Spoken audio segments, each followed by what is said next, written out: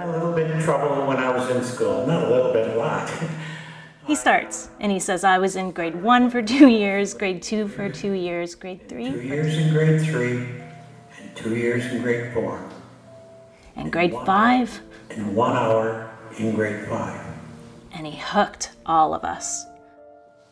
I don't know why I fell through the cracks at school. I just couldn't get the ABCs. I just couldn't understand them.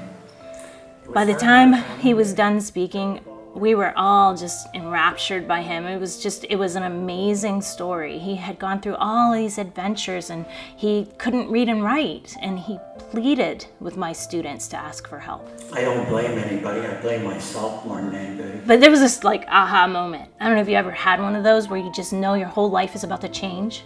And I just took the risk and I said, you don't know me, but I'm Janet Lee and I want to write your book.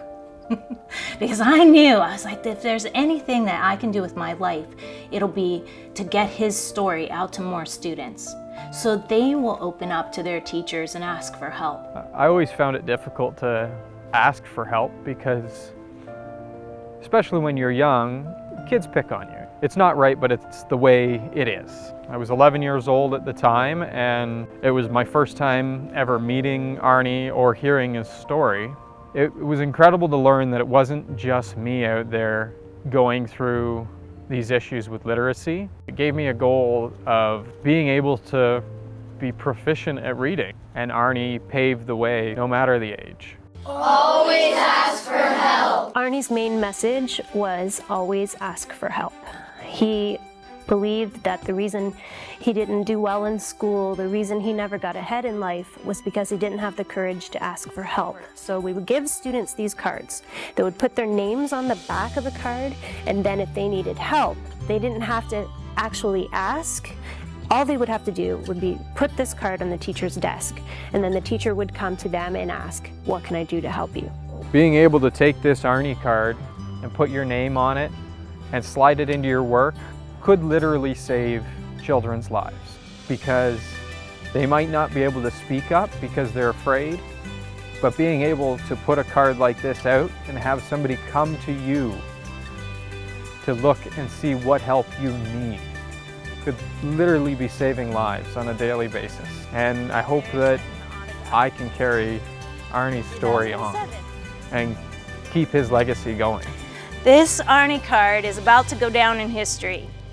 And this is Arnie standing with the bell, and he put his arms up on that wheel and he said, look at me, I'm driving the literacy ship, and I hope I'm driving it in the right direction. On the road again, just can't wait to get on the road again. We'd get in the car in the morning, we'd play our music on the road again, and we'd get on the road, and we'd go to 3 schools a day. We spoke to 28,800 students by the end of our tour. What happened to this place? Burnt down, and then they tore it down. And the bell used to be right there, like I said, but your dad actually went to this school? Yeah. There are different reasons why people have trouble with literacy. And for Arnie, it was that he was being abused. He was snatched off the street and abused and just tortured each day, and then put back out on the street. I can't say the same thing happened to me, but it did. We all have things that will stop us from being able to learn. You have to be open to it, right?